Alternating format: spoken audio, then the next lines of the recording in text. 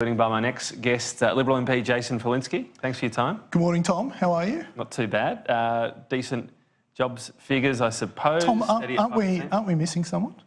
I'm meant to be debating someone. It is a regular Where are panel. Are they under here somewhere? We're doing our best. What's going on? We're doing our best. The door's always open. There might be a Labor MP somewhere in the corridor. I should have grabbed one. I saw Josh Wilson on the way here. I should have brought him along. Yeah. And I'm happy for any walk-ons. So any walk-ons too? Okay. As long as they're a federal. The door is unlocked. Representative. Anyone who wants to come in can walk in. That one's not even closed.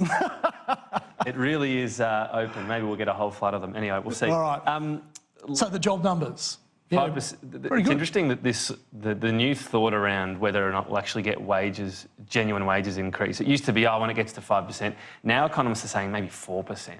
Where do you sit on that? Well, it's an interesting question because this isn't just a phenomena that we're observing here in Australia. It's a global phenomena where real wage growth, sustained real wage growth, is being difficult to achieve.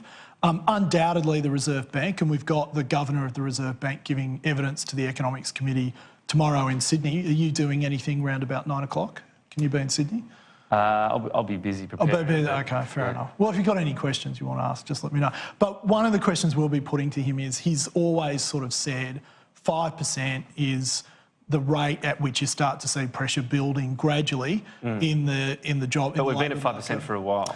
Oh, well, that's an interesting thing. So, when will we start to see sustained wage growth? We had a briefing yesterday from Alan Oyster, who's the chief economist at the NAB. He made it clear that we are seeing a trajectory of wage growth starting to creep into the system. So a very gradual creep. Well, and that's what economists have said. But if you want sustained wage growth or real wage growth, productivity is where the answer is. And I think that's some of the questions we'll be putting to the maybe as well that the RBA needs to pump the primer a bit. Well, they have said that they're they've changed their thought process and their paradigms around when they would lower or engage monetary policy. Would that help you before the election, or would it be seen as, previously when it was higher it was called a crisis rate many years ago by Joe Hockey? Would it be seen as a sort of desperately low cash rate? I don't think we should get caught up on those things. I mean, we have an independent Reserve Bank. It sets monetary policy according to what the economic circumstances demand. But if you're in a situation where you've got low inflation, which is a good thing, and you want to get some more growth into the economy so you can get some pressure building on wage growth, then that's not a bad way for them to go. But I think ultimately we need to look at improvements in labour productivity. Talk today of a so-called border loophole. This is to do with any medical evacuations, whether the government will be able to send them back after they've completed their treatment. Yeah.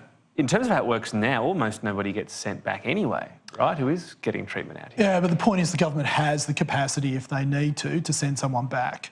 And that's now changed. So the situation we now have is that people, look, ultimately, a new day, a new loophole in Labor's legislation. So this one is anyone who gets to Christmas Island, comes to the mainland, the government now has no capacity to return them to offshore processing. So it's a problem. Yesterday it was, actually it's not just this cohort, it's this cohort plus some other people. The day before that it was, actually you can bring an unlimited number of support people with you. Who knows what today's problem will be. A couple of things there. So in the bill it does mention for a temporary purpose. Yep. We also had the last bit of... Temporary purpose for what? Well, this is for the medical evacuation. So it mentions the amendments passed by the Parliament add medical and psychiatric treatment as a reason for a transfer for a temporary purpose. Well, no, that's not quite right. Only for assessment. I mean, the whole thing about this is that Labor is admitting step one is a nonsense. So two doctors via a telephone can say, yeah, look, this person should come to Australia for assessment. Labor is basically conceding that that's a nonsense. And just on the legal advice, do we need to see it? Because the last time it was furnished by Christian Porter to do with a vote in the House, Tony Smith said that's not right. In what way? The advice on having that vote. Well, no. Tony Smith said the part that wasn't right was that the advice was only shared between him and the Attorney-General, and he considered his responsibility to be to the Parliament, which is under Westminster system, correct? So he released that advice to everyone, which then forced the Labor Party to say, don't pay the doctors sitting on the panel. That was part of it, yes. But should we see this advice? I don't think so, because it prejudices Australia's position if there are legal challenges to this. I mean, you know, the important thing is that the Attorney-General seek legal advice, that he inform the Parliament what the content and the summary of that advice is, and, you know, not release it, because otherwise, if it comes to a court case, and we've seen over and over again that refugee advocates will take the government to court on all sorts of technical points and hold the thing. Wouldn't even releasing that you've got this advice give an argument for people who don't want people sent back? If you're so worried about people not being able to be sent back, why not just keep this secret, this legal advice? Now you're telling everyone. Well, you have to be honest about it, don't you? Are you advocating that government shouldn't be transparent and open? I'm just saying, if the government's biggest concern in all of this is not wanting to lose legal cases, why tell all of Australia we think we'd lose this case? Well, I don't think that's what we're saying. I think what we're saying is the bill that was ill-conceived, ill-prepared and forced through the Parliament by an opposition that's not ready for government creates these loopholes. It is important. But you're also trumpeting the loopholes. You're telling everyone here. No, we're not. We're not. We are simply saying this is the legal advice we have. We are being open and transparent about that advice. Your proposition, or the proposition of others, that we should somehow not talk about that is, quite frankly, I think, ridiculous.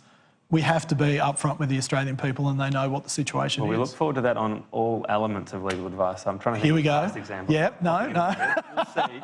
I want to ask you as well about this committee you're on. Yes. We just had the Speaker talk about Tim Wilson on this economics committee. Yep. He has said he's actually... So this is the committee that's looking into Labor's retiree tax. That is showing that there are 1.1 million people who will be worse off. No, I just want your viewers to have context of what the inquiry is about. Fair enough. And why Labor's doing everything they can to stop this inquiry from continuing. Well, let's hear let's hear the words of Tony Smith, the Speaker. He said his actions of Tim Wilson have not always conformed with what I see as the conventions usually observed by the chairs of committees. He says, I do believe the evidence has been presented to demonstrate Wilson's actions have prevented the... I do not believe the evidence has been presented to demonstrate Wilson's actions have prevented the committee in a fundamental way from continuing to fulfil responsibilities.